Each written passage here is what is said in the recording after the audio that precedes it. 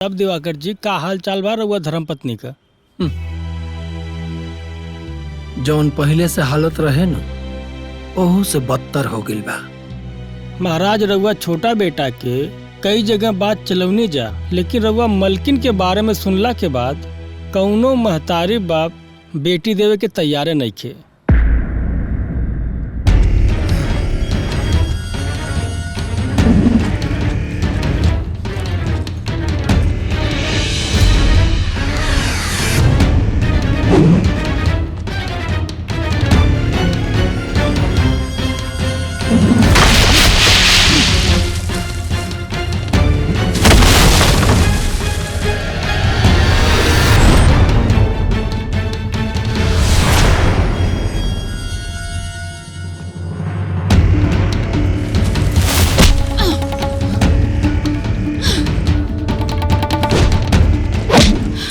ए लड़की, ये पर्स छोड़ के चुपचाप यहाँ से भाग जो, नहीं तो पैसा के साथ साथ तोरे इज्जत के भी गंवावे के पड़ जाए।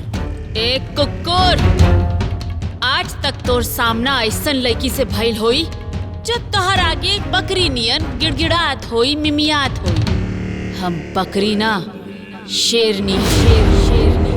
इज्जत तो दूर, हाथ भी लगा कर देख। तोर शरीर के साथ साथ मर्द भइला के गुमान के भी चिथड़ा ना उड़ा देनी तो एक बाप की बेटी ना। ए, देखत का हुए, मार एकरा के।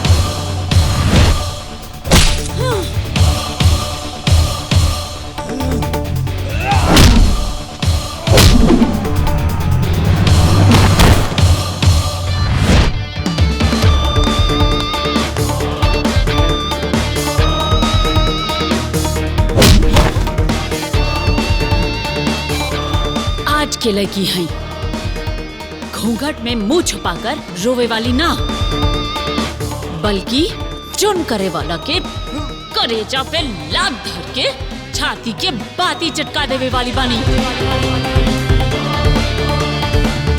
अगर ई लड़की हमार बहू बन जाए तो हमार घर के सुधार दही। लतखो।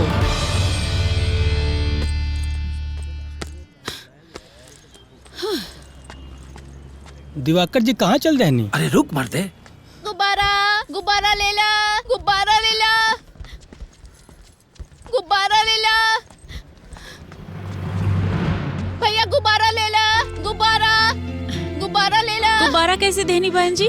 एगो 10 के बा, आप 5 के ले ली बहन जी। बच्चा हमार भूखाइल बा, कुछो नहीं खे खैले। कुछ पैसा मिल जाए तो एके कुछ खिला दे। एक काम करी, सारा गुब्बारा दे दी। सारा? ठीक बा, ले ला।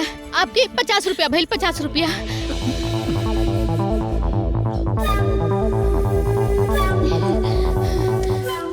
रउआ सारा गुब्बारा के सही कीमत ली, 100 रुपया। 100 रुपया? ठीक बा। ला तू ही खिला। भगवान तो के खुश रखस हरदम।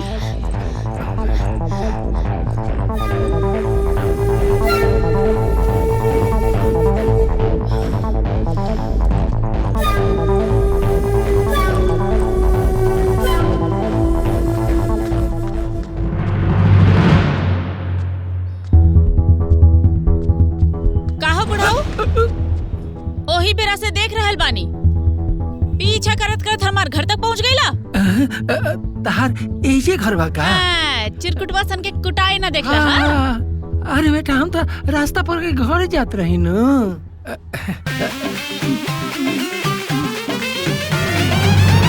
दिवाकर जी, हमार बहुत बड़ा सौभाग्य बा कि रहुआ खुदे रिश्ता लेके आ गई नी, वरना एगो लड़की के बाप के अपन बेटी खातिर वर खोजे के लिए कितना भाग दौड़ करे के पड़ेला, ये हम बहुत अच्छा से जानीला। ई फोटो पर माला चढ़ल बा। ये हमार बड़ बेटी पुष्पा बाड़ी, अभी दुनिया में नहीं खी। का हो गिल रहे?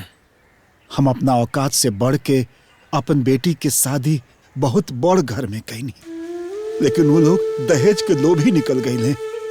और एक दिन खबर आई,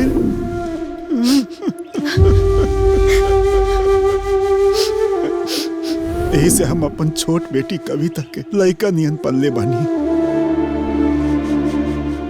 जौन तरीका से जियल चाहे जिए,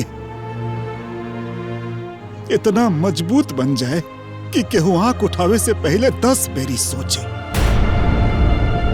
कविता के शादी हम ओकरे मर्जी से ही करब। माँ, तू हमार घर तक पहुँच गईला? अरे बेटी, ई तू का कहत बाड़ू? अरे ई तो हर शादी के रिश्ता लेके आयल बाड़े। ई बुढ़ौती में बुढ़ऊ के कपार पे शादी के भूत चढ़ल बा। ना बेटा ना, तू हमरा के गलत समझता रू। हम तो अपन छोटका बेटा लगी तार हाथ मांगे आयल रही। बैठी बैठी दिवाकर जी, बैठी बैठी आप। अब केहू के भी रिश्ता लेके आयल बानी, हम क्या भी शादी नहीं के करे के। देखा बेटा, हमार विजय बहुत बढ़िया लड़का बा। हमरा भी पुलिस के तैयारी करे के बा। इस शादी के झंझट में हम ना पड़ब। अरे ते में दिक्कत का बा? तू शादी के बाद जौन मर्जी में आए तौन करा, लेकिन एगो काम कर, तू एक बार हमारे विजय से मिल ला। हमरा कोनो ये जय विजय से नहीं के मिले के।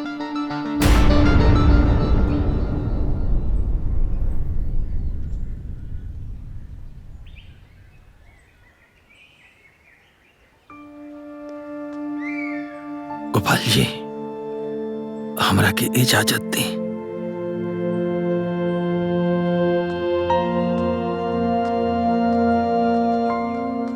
कविता, इतना जिद भी ठीक ना होला। अरे एक बार मिले में का बुराई बा? हाँ बेटा, एक बार मिलने में तोहार का जाता। फाइनल फैसला जौन बा तोहरे मानल जाई।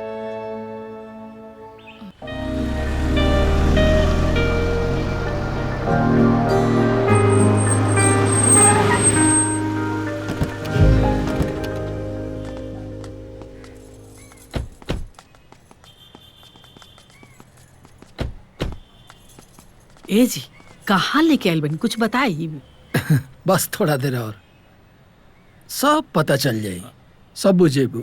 हम कई गो जरूरी काम न छोड़ के आइल बनी। बस थोड़ा देर और जमाई बाबू, आई ना। बाबूजी कहो तो नहीं था आई आई आई आई।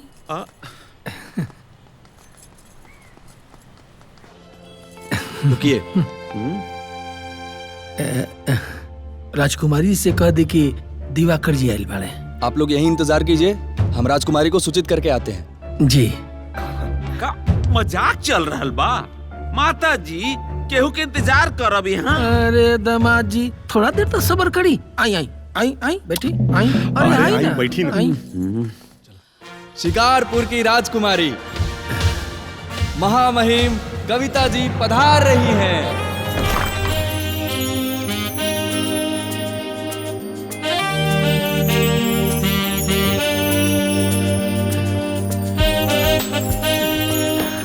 मैडम ये हैं।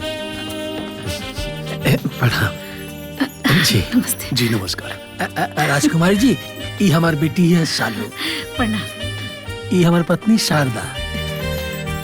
ये हमें दामाद जी। ये हमार बड़ बेटा मोहन। जी जी, आप सभी से मिलकर बहुत अच्छा लगा। जी। मैनेजर जी मैम। माता जी के लिए वो 25 लाख वाला हार लेकर। 25 लाख? अभी लाया।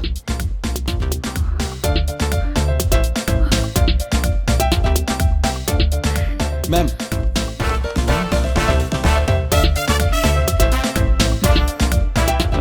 ये छोटा सा तोहफा हमारी तरफ से। ले ला। बड़का लोग की ये पहचान। ले ला ले ला। कबो खाली हाथ ना मिलेला। ले ला।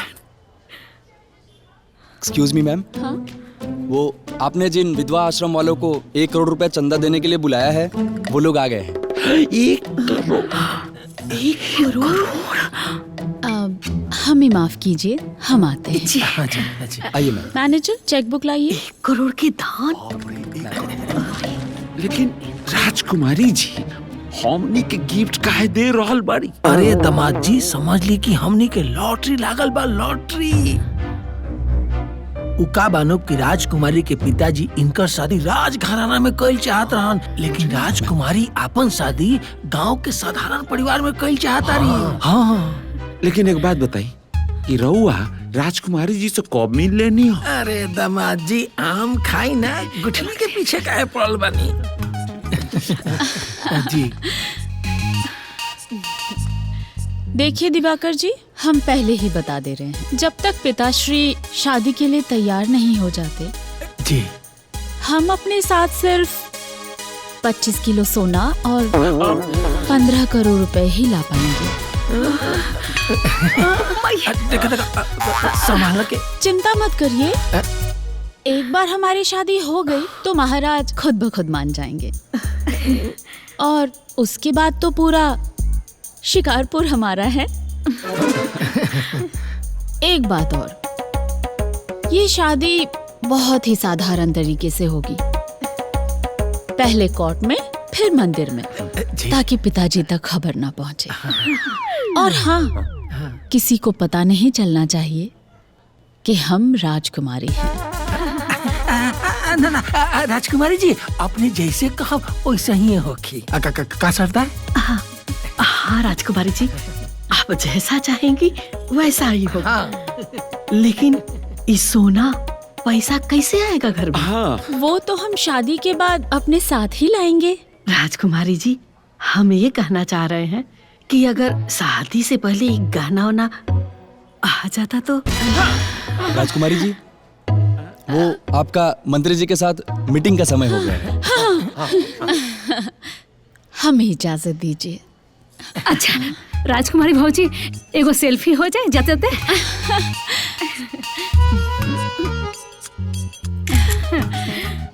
हमें इजाजत। जी जी जी जी नमस्कार। आइए। चलो चलो।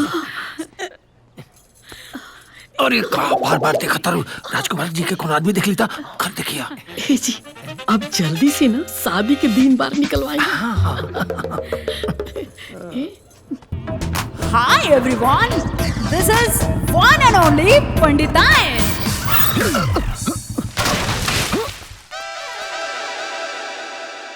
बड़ा लकी बाड़ा यार तू, हमके फिर से मुसीबत से बचा लेला। हम बचा लेनी। हाँ, अगर तू सामने ना आयल रहता तू डाल तो हमरा ऊपर गिर जाए। अरे ना ना, तोहरा ऊपर कुछ गिरिए नहीं खे सकत। बड़ा क्यूट बड़ा, I like you। Thank you. कहाँ जाएगे बा? भृगु पंडित की जाने लूँ का के? भृगु पंडित? हाँ हाँ, चलो छोड़ देता नहीं। अरे ना ना, तो के बहुत दिकदारी हो जाए। अरे कोनो दिकदारी ना हुई, आवा शर्मा मत, चलो छोड़ देता नहीं। अरे जजमान, बस तू इतना जान ला कि लइका का कुंडली कमांडर बा तो लइकी का कुंडली मार्शल बा। एकदम आंख मूंद के बिया तय कदा। ला जी प्रणाम। आनंद रहा। बाप रे बाप, जौन पनौती से पूरा गांव भागेला ओकरे के लेके हमार बेटी घूमतिया। जरूर कोनो अनहोनी होखे वाला बा। प्रणाम पंडित जी। प्रणाम। पंडित जी, बात ऐसा बाकी कुंडली के चुस्त दुरुस्त करे मेरा और बहुत नाम सुन ले बानी। ठीक सुन ले बड़ा। बहुत बड़ा प्रॉब्लम से गुजर रहे हैं हम। नाम? खेसारी। जन्म तिथि? 15/3/1996। तोहार कुंडली के जतरा बनावल संभव नहीं के, फिर भी देख लेता नहीं। देखी बाबा देखी, कोशिश करी तनी।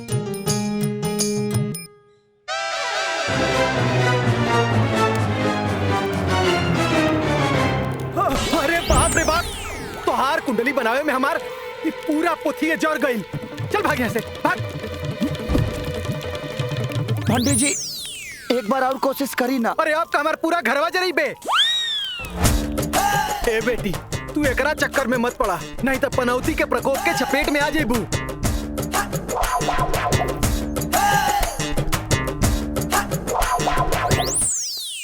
तू पंडित जी के बेटी हो?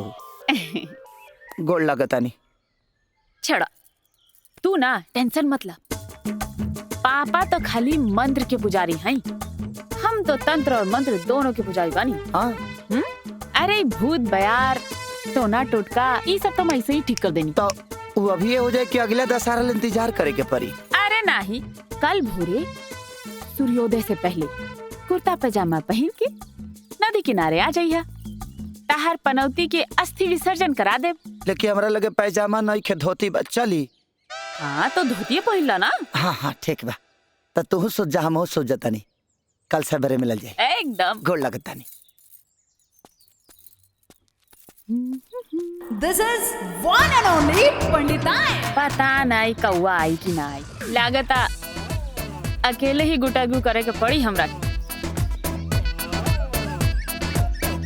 सुबह बुलाए थे, अभी आ रहे हो? नमस्ते।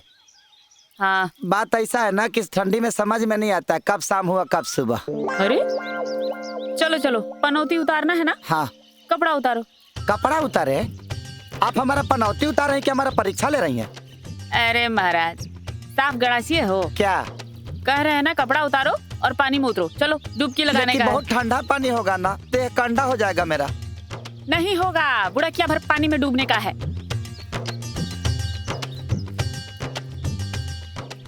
खाली मोड़िया डुबा के चले हैं। हाँ लेके एक बार देख लेते हैं। This is one and only पंडिताएं।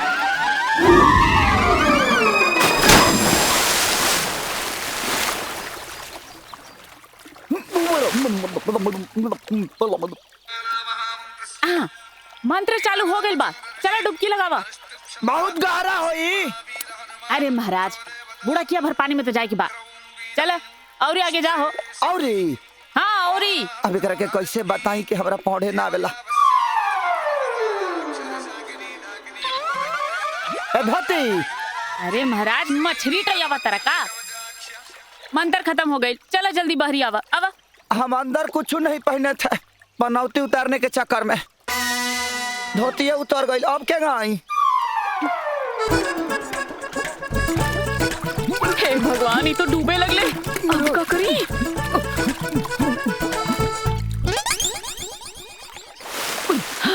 अरे रुका रुका,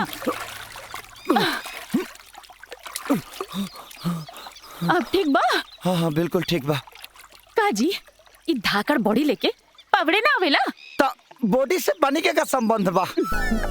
तोरा का लगल हम तो के डूबे दे। हाँ हाँ फिल्म देखे खातिर चले पक्का। भैया आ गई 56 छोरी, यह गुलगुलिया हमको थप्पड़ मार ले रहे। तेकर घाटा का के ले रहे रे?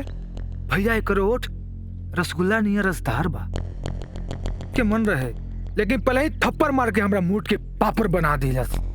कौनो बात ना रे, चलो क्लियरस।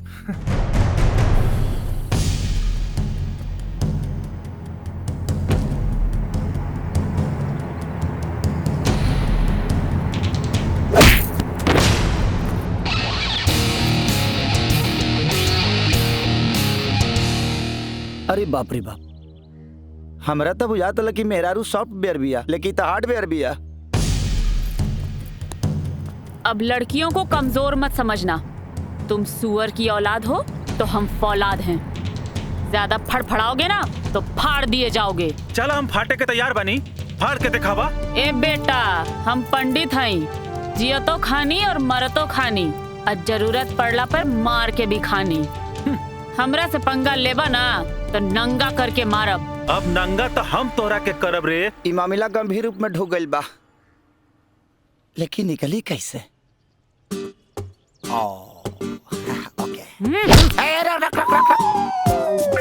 ई का करत रहा तू? ई का करत रहा? ते कौन हो रे? चला है ना बताओ तनी। हम एगो मरीज हैं। तो भाग जो ना तो तोरो इलाज कर दे। देखा हमारी इलाज भइल बा, अपना इलाज के सोचलो। मतलब ही कि अरे भागा सर यहाँ से, जल्दी भागो, चल। ए हीरो ऐसे का बोल देला के काटे वाला कुकुर भाग गईला पोछे अरे लाके? तो छोड़ा ना, ऐसा का मतलब गड़ल भूत उखड़ला से कोनो फायदा बा? अहिंसा परमो धर्म। ना हमके जाने के बाद बतावा। अरे जोन भइल तो हो गइल, आखिर काम खत्म हो गइल ना। ना तोरा के हमार क्रिया मटियावा मत।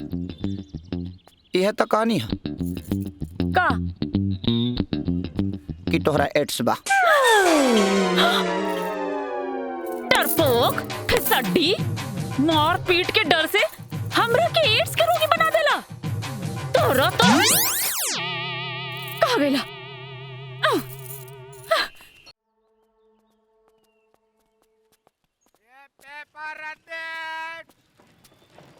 सुनो भैया, वो तेज दौड़ने वाले लड़के का घर जानते हो? हम नहीं जानत भाई। हाँ सुनो बाबू, मैं एक लड़के को ढूंढ रहा हूँ। बोला। नाम तो नहीं मालूम, लेकिन वो लड़का बहुत तेज दौड़ता है, इतना ही जानता हूँ। अरे हो गए सत्यानाश। क्या हुआ? ए भाग मर दे, ऐसा आदमी के नाम ले के सबसे खराब पतवे खुल गए। तुम लोग कहना क्या चाहते हो? कहल ही चाहतनी कि जोन पनौती से पूरा समाज डरेला दूर भागेला ओकरे गले लगाई चाहत रह। आए तोहरो कोनो अंतिम यात्रा निकलले बा का पनौती? देखो मजाक मत करो, अगर तुम लोगों को पता नहीं बताना है तो मुझे उसका नाम बता दो, मैं खुद ढूंढ लूंगा। ओकर नाम खेसारिया। जा जा जा। तो फिर तुम लोग पनौती पनौती क्यों बोल रहे हो उसको? देखो भैया, जब पहले गांव में बच्चा रोत रहे तो माई कहत रहे सूत जो न तो गबरवा आ जाए। अब जब बच्चा ना सुतेला ना तो माई कहले सूत जो ना तो पनौती आ जाए। काहे चिरकुट काहे शरीफ आदमी का परेशान करता रहा? जा जा या पंडितान मंदिर की घंटी बजावा। ए ऐसन कान के नीचे देव ना कि लागी घर घंटा बाजे, बुझला? ए फुलन देविया संगे मुंह लगा के कोनो फायदा नहीं के। चलो उठाओ जा। हाँ चला चला। हाँ। जब देखा मंडली बैठा के खिलत रहला। हटा। हम की बतावा का बात बा? मुझे खेसारी से मुलाकात करनी है, क्या तुम उसे जानती हो? हाँ का काम बा? मैं भूतपूर्व एशियन गेम्स का गोल्ड मेडलिस्ट रनर हूँ। मतलब धावक हैं? हाँ, और मैं उसे भी एक प्रतिभावान धावक बनाना चाहता हूँ। ये तो बहुत अच्छी बात है। आइए मैं लेकर चलती हूँ आपको। चलो। लेती है 100 में से 90 को धोखा देती है। ए भगिना, मामा बन गई साइकिलिया। एकदम फाइन हो गई, अब चढ़ते चैन ना उतरी। अरे वाह भगिना। देखा खेसारी, हम केकरा के लाल बानी? ई के हा? ई हवन अमरेंद्र जी, नेशनल कोच। बस कोच सुन ले, 3 टायर कोच सुन ले, एसी कोच सुन ले, नया कोच। करबा मजाक। ई दौड़े वाला के सिखावेलन कि कैसे दौड़ल जाला। हाँ, लेकिन हम तो सही दौड़ी ले। हम जानते हैं और हम चाहते हैं कि तुम देश के लिए दौड़ो। सर, आपको कोई कंफ्यूजन हो गया है। दरअसल में हम दौड़ते नहीं है, गांव वाला मिलकर हमको दौड़ाता है। देखो खेसारी, अगर तुम अपनी मजबूरी में इतना तेज दौड़ सकते हो तो सोचो, एक मकसद और अपने नाम से वो सब पनौतीपन का धब्बा हटाने के लिए तुम्हें मौका दिया जाए दौड़ने का, तो तुम कितना तेज दौड़ सकते हो? सर, आपको कोई गलतफहमी हो गया है। बात ऐसा है ना कि हमारा पनौतीपन का साया जिस पे पड़ जाता है ना, वो पलांटी पे पलांटी मारने लगता है। उसका एग्जाम्पल दिस इज माई के भाई मामा। चुप कर मर्दवा, बड़ा भाग से किस्मत चल के घरे आयल बा, तू ओके ठुकराओ तारा। ये बबुआ, यह मौका बा ना, पूरे जवार के साबित करके दिखा दा कि तू पनौती ना बड़ा। यस, तू अपन पैर के रफ्तार के धार से अंधविश्वास के जड़ से काट के फेंक सकेला खेसारी। अरे रह दा, गेहूं काटे वाला आदमी से लगलू विश्वास कटवावे। अच्छा ये बताओ, नेशनल लेवल होला का? अरे भारतवर्ष का लेवल। अरे रह दा, पता बा हमके। ये बताओ, नेशनल लेवल के आदमी गांव के लेवल पे आ गई ले, आई हमारे साथे रहे लगे हैं, तो कवना लेवल पर जाई है? तुम मेरी फिक्र छोड़ो खेसारी, और यकीन मानो, अगर तुमने मेरी बात मानी ना, एक दिन कामयाबी तुम्हारे पीछे दौड़ेगी।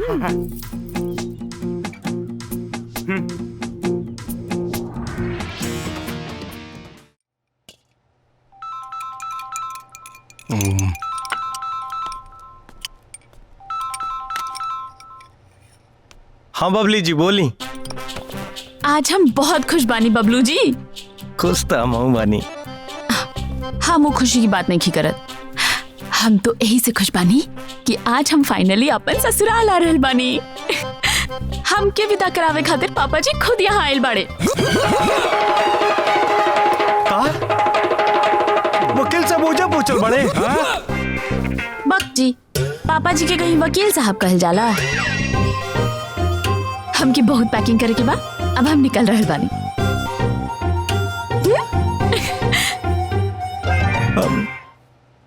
ठीक बा।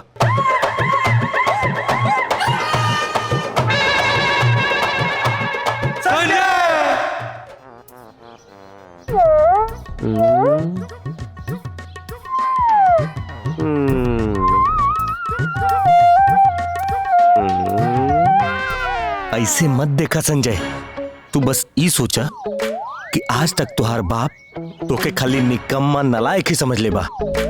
भगवान के कृपा से आज तोके एगो बड़ा मौका मिलल बा अपने बाप के सामने खुद के सयाना साबित करे के।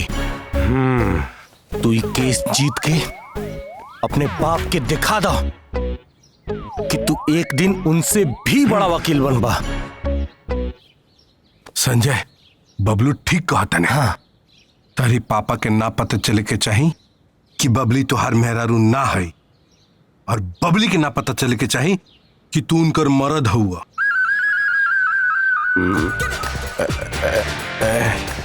केस बड़ा पेचीदा बा बबलू, लेकिन ये केस के हम हर हाल में जीत के दिखाई।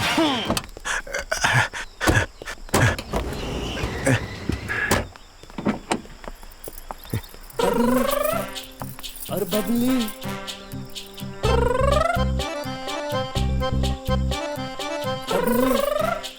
और बबली मुंह का तकतन तारा से तो हम बाद में बतियाए, पहले दुल्हन के सामान ले जाके ओकरा कमरा में पहुंचाओ।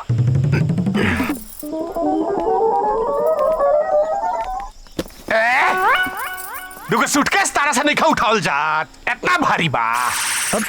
अरे वकील साहब, दूगो सामान अकेले कैसे उठाई? उठाओ जल्दी। आई आई चल जी पापा जी, जल्दी से सामान बहू के कमरे में पहुंचा के आओ, फिर हम तुरंत से बतियाओ। चलो संजय। गधा कहीं का। आइए।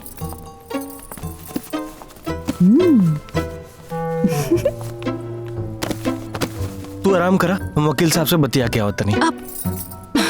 कितना बेर हुआ कि बोली कि वकील साहब ना पापा जी बोली। अरे अब बचपन की आदत ऐसे कैसे बदली? अब हम वकील साहब का, अब तो के पापा जी कह के कहा।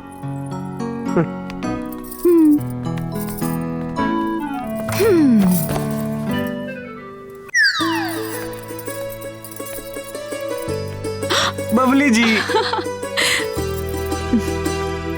अच्छा, हम का सोचा था नहीं कि हमनी के नया नया बियाह भइल बा, एजा कंबाइंड फैमिली में रहल जाई तो प्राइवेट स्पेस ना मिली, जिंदगी चाय बिस्किट और नाश्ता में गुजर जाई। यही से हम चाहता नहीं कि कहीं किराया पर एगो प्राइवेट मकान ले लिया जा, वैसा हमारा और रुआ बीच में केहू ना आए। कैसन बा हमार विचार? एकदम बकवास। आज के बाद ना ये घर छोड़े के बाद हमरा सामने ना करब, और अगर कहनी ना तो हमरा से बुरा केहू ना हुई। ईशन पे हमर विचार।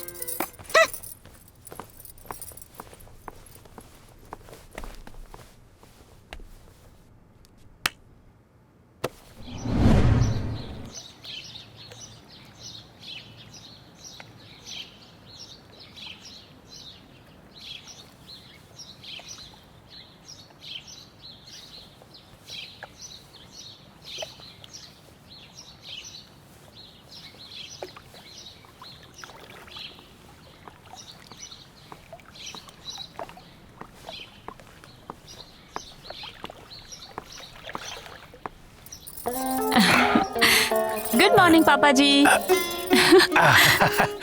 सदा सुहागन रहा। अरे वाह, बड़ा बढ़िया कहलू हा। चाहवा के साथ पनियो ले लू हा, दवाइयो खाए करला। कौन चीज के दवाई है पापा जी? अरे दुल्हन, ब्लड प्रेशर के। डॉक्टर साहब कहले बड़न कि जबले जिंदा रहे रोज 2 बेर खाए के बा। कबो कबो तो भुलाइए जानी दवाइया खाए से।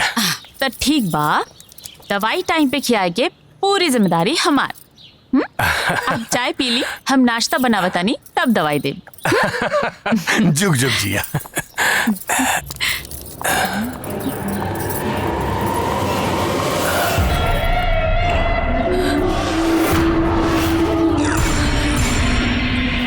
माय गॉड! का भइल बिटिया? का भइल? ओ कहा पापा जी?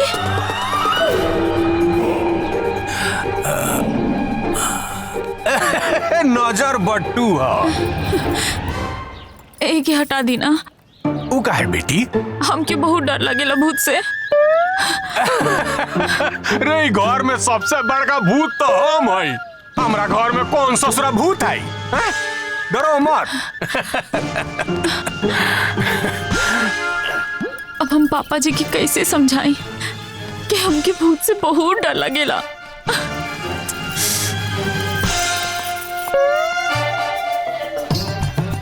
अरे वाह, हमारे बबली जी के तो भूत से डर लगेला। अरे ये तो बहुत निम्न बात बा भाई।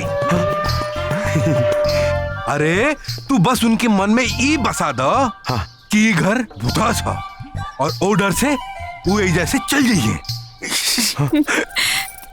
सबके लिए चाय।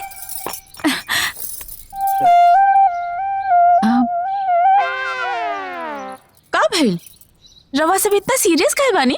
अरे हमने को भूतन वाला बात करत रहनी है कि अब समय आ गइल बा जब ही घर में भूत के तांडव हो। संजय, हर बात इनके सामने बतियाल जरूरी बका। इनके यहाँ से चल जाएगा तबे मसला के हल पर बात करी जाए। काहे? अब इनके सामने बतियाओ में कौन शर्म? अरे अभी हो ये घर के सदस्य हैं, यही जिए के बा और यही मरे के बा। भूत? कैसन भूत? अरे बहुत साल पहले वकील साहब के गाड़ी से एक्सीडेंट हो गई रहे, ओमे एक आदमी की जान चली गई रहे। अब वो हर साल भूत बन के अपन डेथ एनिवर्सरी मनावे खातिर एक हफ्ता ही घर में रहेले, फिर तांडव करेले। हम कहता नहीं, चुप हो जाए संजय।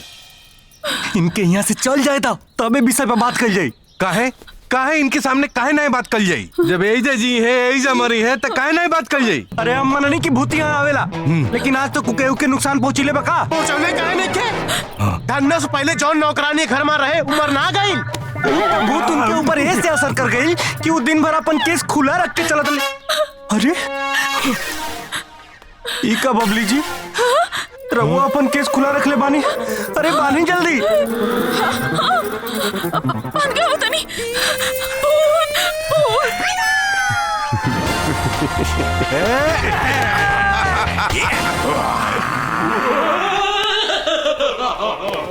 अबे बबली जी के डरवाए के बा, पब्लिक के ना। हो ठीक है ठीक है।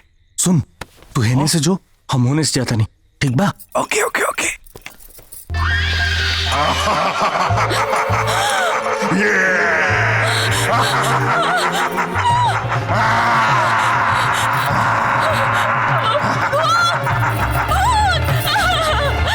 काबिल बबली जी। भूत? कहाँ बा भूत? अभी अभी यही रहल। अच्छा?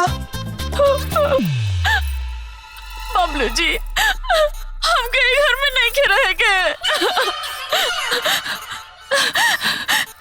रवा कल के कल शिफ्ट कराई। हम कहीं घर में नहीं खे रहे के बबलू जी। हाँ हाँ, शिफ्ट करा दे। लेकिन सुना, ये बात वकील साहब के मत बताइए, न तो ये सबके अपने आप के जिम्मेदार समझ के दुखी हो जाइए। हाँ, हम शिफ्ट करा दे, कल शिफ्ट हो जाइए। हाँ।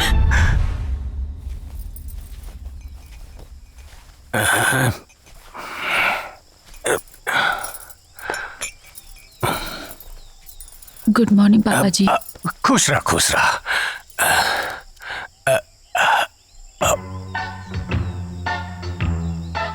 अरे बेटी, का भइल? चेहरवा तहार बड़ा मलिन लागता। तबीयत ठीक नहीं है का तहार? ना, हम ठीक बानी पापा जी। ना ना, तू जरूर हमरा से कुछ छुपाओ तारू। बोला का बात बा?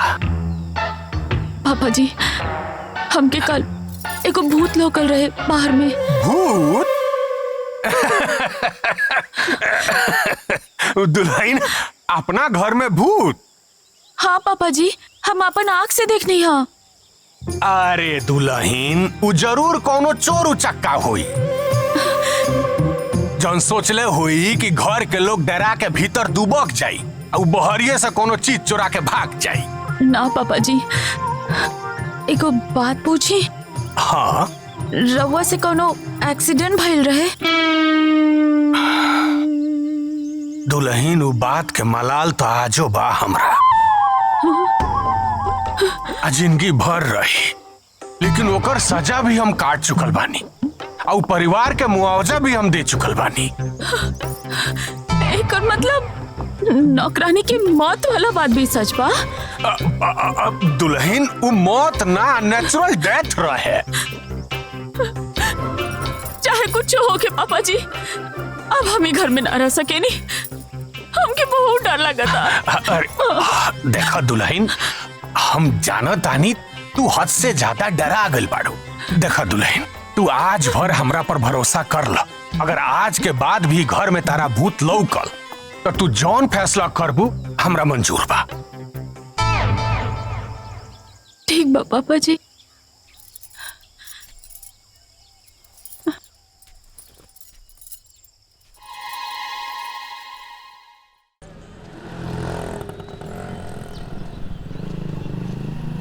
ए फूलवाली, फूल चाहिए का बाबू? ना फूल ना चाहिए, हमके तू चाहिए। हाइला 2000 रुपया ला, आ गाड़ी पे बैठा। ए बाबू, ये अपन पैसा अपन जेब में रखा और जा यहाँ से। यहाँ इज्जत ना बिकाला।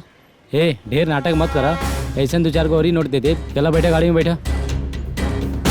देखा, शराफत से कहता नहीं, निकल जा यहाँ से। ए चला ना। चला, छोड़ो हमके। चला बैठा, गाड़ी में नाटक मत करा। चला बैठा, आवा 2-4 हजार रुपया और ले लिए। चला बैठा। अरे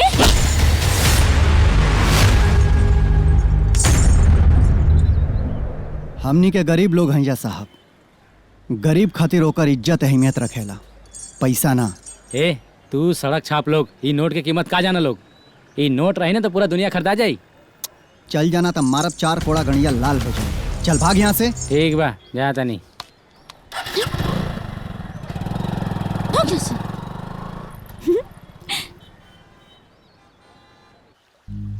गौरी, एगो सुंदर और जवान लड़की के समाज में अकेले जियल बहुत मुश्किल होला,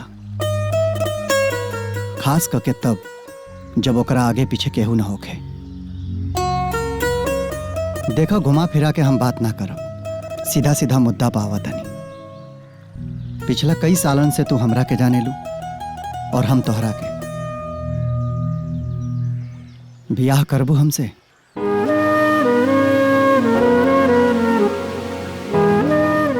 देखा, हमरे लगे बहुत कुछ तो नहीं खे। बाबूजी अमानत के तौर पर एगो झोपड़ी छोड़ के गई रहले, ओमे एगो कमरा बनवा देले बानी। तू अगर साथे आ जाइबू तो वो कमरा में हंसत खेलत जिंदगी बिता लिहल जाई।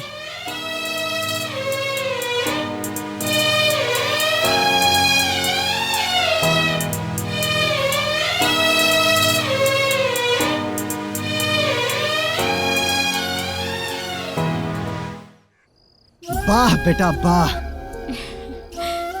आज ते हमार करेजा एकदम गदगद कर देले। देखा ताड़ू हो, 12वीं में नंबर 1 का स्थान लेके आइल बा पूरा स्कूल में। देखिए माई, एक दिन हम बहुत बड़ा आदमी बने, हम गरीबी के दुनिया से बाहर निकले के चाहता नहीं। एक दिन हमारे पास सब कुछ हो, घर घोड़ा गाड़ी बंगला सब कुछ। माई, गरीब पैदा जरूर भइल बानी, लेकिन एक दिन बहुत बड़ा आदमी बने, बहुत बड़ा। माई, कल सुबह के ट्रेन से ना हम शहर जाते नहीं, आगे के पढ़ाई करे खातिर।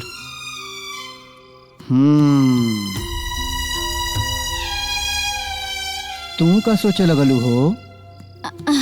ना कुछ ना हो। बबुआ बोला था कि आगे का पढ़ाई खातिर शहर जाए का, तो कॉपी किताब एडमिशन इस सब में तो बहुत खर्चा लगी ना जी। अरे पगले हो का, खर्चा का पैसा रुपया का काहे के तू सोचताड़ू? अरे बेटा, तू जो पढ़ाई लिखाई में मन लगा के लग जाइए, और रुपया पैसा जितना लागी हम लगाई। तोर बाप अभी जियता, तोरा पढ़ाई लिखाई में कोनो कमी ना होके देवा। जी बाबूजी। अब चला कपड़ा उपड़ा बदलो मर्दे, खाना वाना खाइल जाओ। हम खीर बनैले हैं आज। चला खाइल जाओ।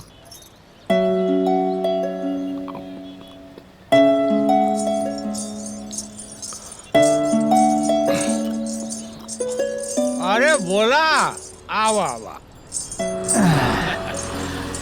आवा आओ पकौड़ी खा। अरे कहाँ रहा 10 दिन से लौकत ना रहा। अब बउआ के एडमिशन हो गई। हाँ चाचा, वही के एडमिशन में लागल रहनी है। काल शहर चल गई, काम वाम हो गई ओकर। जाना तड़ो पूरा अपना स्कूल में 1 नंबर आइल हो। हाँ। अरे भोला, सच में कहीं तो इस सब तहार तपस्या मेहनत का फल है। अरे चाचा, एगो बात जाना तड़ा, ओकर बढ़िया नंबर देख के ओकरा कॉलेज में आसानी से एडमिशनो मिल गई है। आ कहत रहला कि वही जा हॉस्टल का व्यवस्था क ले बानी। हमहू 25,000 रुपया भेज देहनी है। अब वही जा रही के पढ़ी। हाँ। अरे बाप रे, तो बड़ा खर्चा लागी हो। चाचा, ओकर फीस, हॉस्टल में रहे का खर्चा आ खाना पीना, ई कुल मिला के करीब 35,000 रुपया महीना लागी। बाप रे, 35,000। ए बबुआ, हई कमाई से कहाँ से पैसा के इंतजाम करबा इतना? चाचा, दिन रात मेहनत करे के पड़ी तो करब, खून पसीना बहावे के पड़ी तब बहाए। बाकी अपने बबुआ के पढ़ाई में कोनो कमी ना आवे दे। ओकर सपना साकार करब। तहरा लगन पर विश्वास बा हमरा। चलो अब तैयार होखी, धंधा पानी में लागे के बा। हाँ।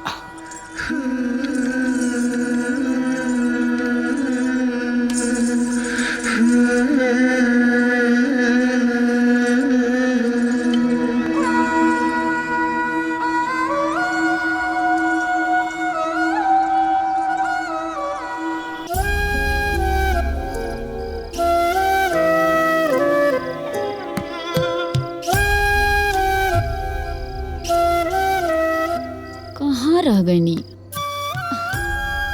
इतना देर तो कबो न कईनी। हाँ,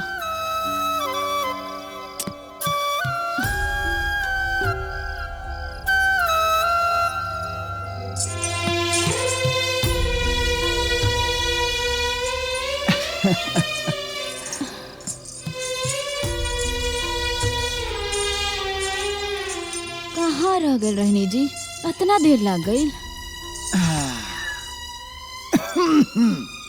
अरे वो का बना कि राम जियावन चाचा भेटा गई ना। अब उन्हीं से बातचीत में वक्त कैसे बीत गई है पते ना चलल है। रउआ इतना थाकल काहे लागे तानी जी? तबीयत तो ठीक बानू? तबीयत एकदम ठीक बा। देखो भला चंगा बानी हम। का होई हमके? हाँ।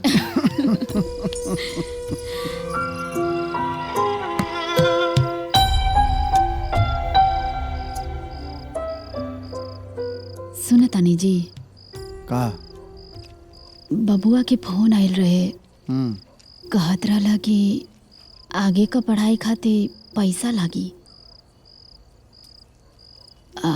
1 लाख रुपया मांगत रहे। हम तो साफ साफ मना कर देनी। हम कहनी इतना सारा रुपया का इंतजाम तो ना हो पाई। अरे तब मना काहे के कह देली? लड़का दिन रात मेहनत करता पढ़ाई लिखाई खातिर। पढ़ाई लिखाई में रुपया पैसा तो लगबे न करेला हो। 1 लाख रुपया कहाँ से आई जी? होई, कुछ न कुछ इंतजाम होई। अपना बबुआ खातिर हम पैसा का व्यवस्था करब, पर ओकरा पढ़ाई में कोनो प्रकार के कमी ना आवे दे।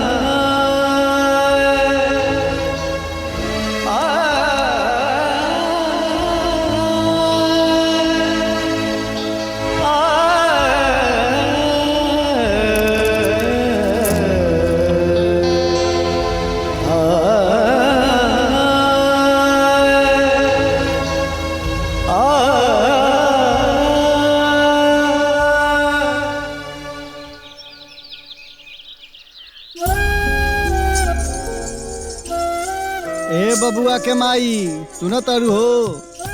का जी? अरे तनी हमार रंगवा लेके अइबू। हाँ ठीक बा, ले आवतानी।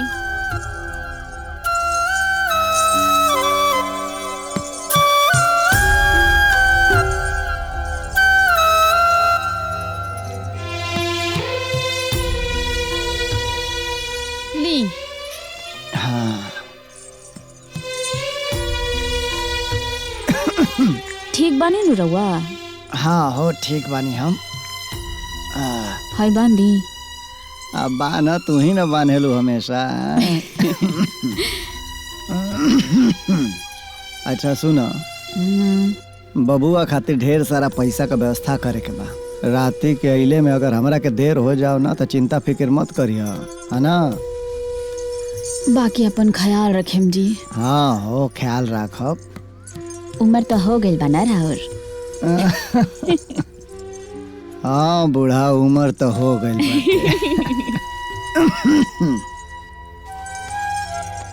अच्छा तो हम जाता नहीं, है ना? ख्याल रखिए अपन।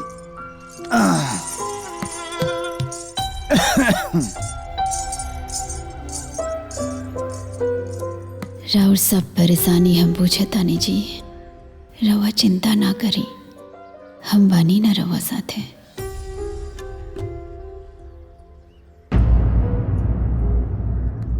भोला, अरे राहुल तहार लइका हो तो हमरो तो कुछ हो, हैं? हमरो तो कुछ फर्ज होला। तू चिंता मत कर, हमरा लगे 10-12 हजार रुपया बा। लो बचा उचा कर रख ले बानी, लो ओकरा लगे भेज दा।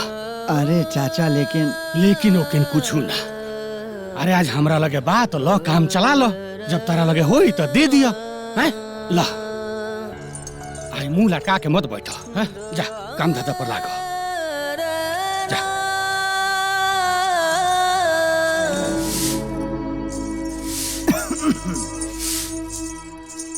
अरे बबुआ के माई, अरे कितना काम करबू। रवा जल्दी आ गई नहीं?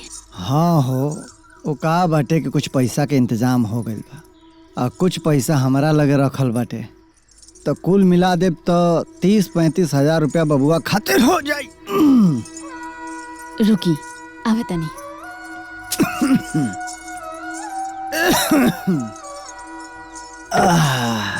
अरे बाप रे बाप।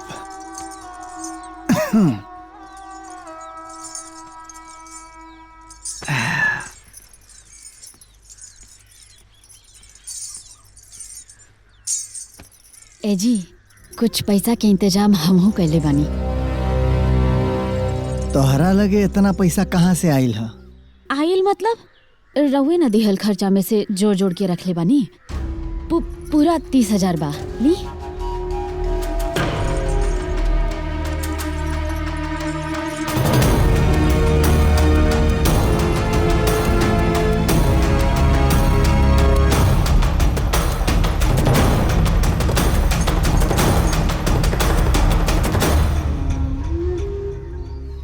ई का कैलू हो?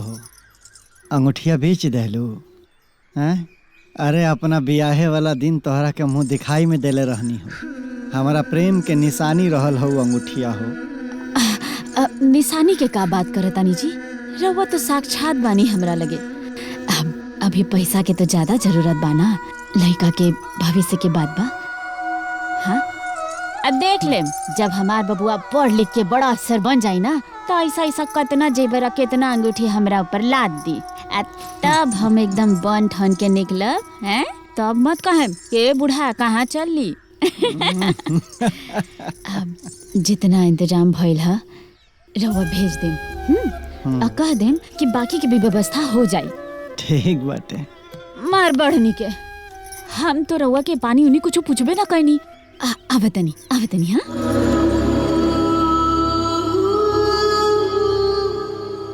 बाबूजी, तोहार सपना रहे ना कि हम पढ़ लिख के बड़का अफसर बनी, लेकिन तोहार सपना हम पूरा ना कर पानी। काहे से कि तू समय से पहले हमरा के छोड़ के चल गईला, पर तोहार सपना हम पूरा कईनी है तोहरा पोता के जरिए। देखा ना, आज ओकरा के पढ़ा लिखा के आईएएस बना देनी बाबूजी, आईएएस। और ये सब तोहरे आशीर्वाद से भइल बाटे, सिर्फ तोहरे आशीर्वाद से। मम्मी मम्मी हमरा के भूख लागल बा, खाना दे दो ना। अरे हमार बच्चा, चला चल हम तक के खिया दी। मामी कहा हमरो के भूख लागल बा, खाना दी ना। भूखा गेलू सवेरे सवेरे? अबे रतिया न भर थरिया ठुसलू, केतना खातारू, पेठा की ना था। बेचारी भूखाइल बिया, खाना मांगतिया तो दे दा ना, लगलू खाइल की ना भाई। आई हो दादा, बड़ी मोह लागत अपना बहन के बेटी पर। अगर खास बहन के बेटी रहित त केतना दुखाई। आ चलो मंदिर में कलसा धो द, ओकरे बाद आके ठुसी है ना? चला बेटा, हम तरह के खाना खिया दी।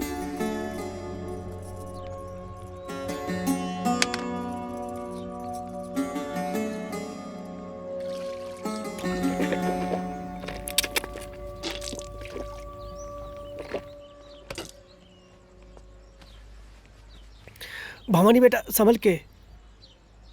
का हो, इतना बड़ा कलसा भवानी के दे देलू? खाए के बेरा तो थरिया के छाती पर चढ़ रहतारी, एगो कलसा नहीं उठत। कलसा अगर गिर के फूटल तो मार के तार टंगरी तुर दे, बुझलिया?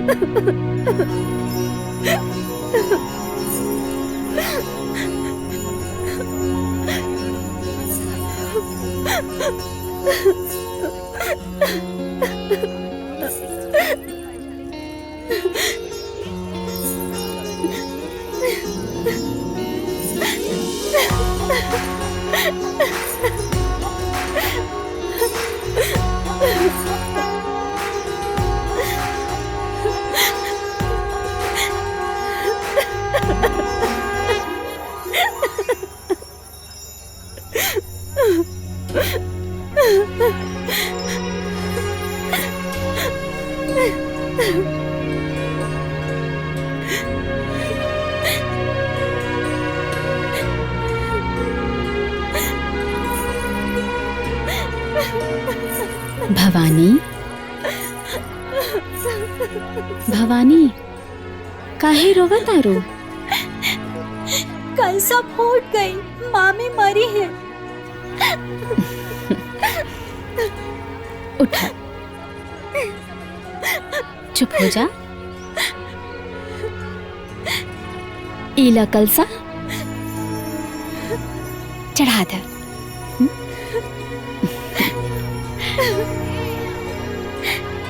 हम बानी ना, जा जा।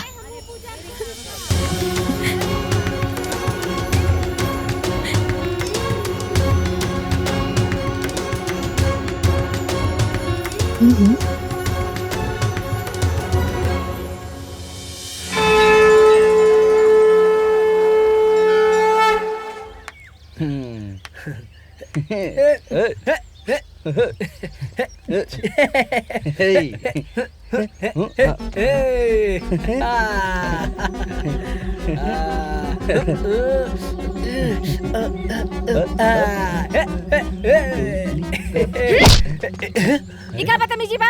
अरे बदतमीजी थोड़े हो, ये तो रील बनता है। बता ना। अरे भाई, हॉट रील बनी तबे न वायरल होई। हाँ।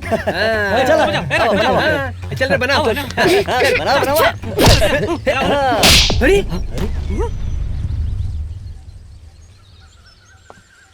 ते हमरा के मरले अरे आ तो तोरा संग ऐसा रील बनाए ते दोबारा को रील बनावे के लायक ना रहबे। ए सोनुआ पकड़ संदीप पकड़ छोड़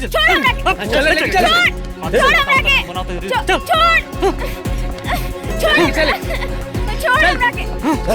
चल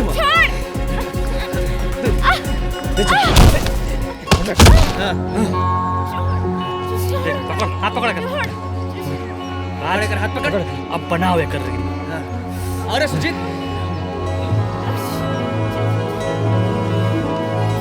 बनाओ छोटी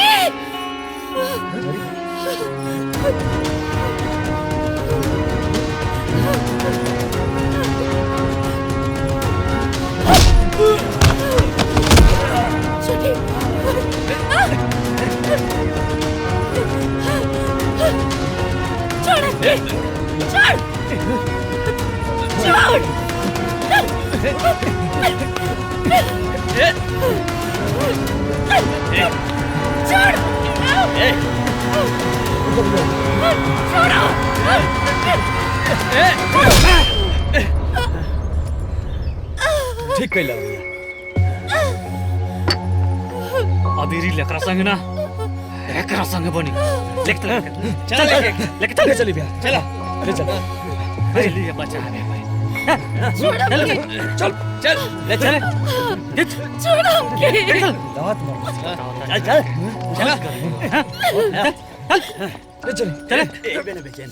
चल सुनवा छोड़ो हमके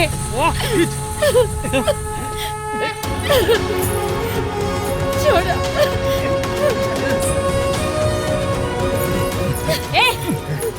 छोड़ के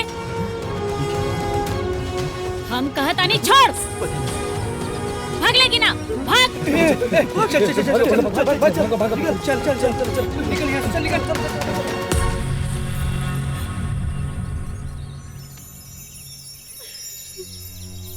तोरा कुछ ना हुई, हम बानी ना हमेशा तोरा साथे। जा छोटी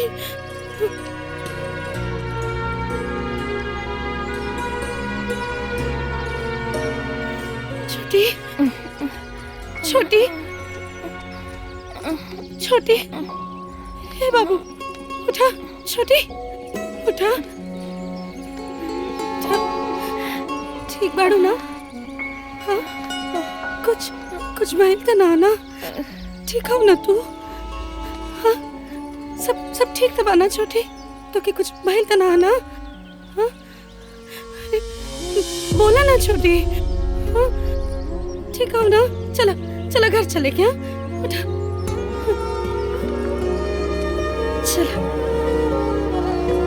चला अब आराम से।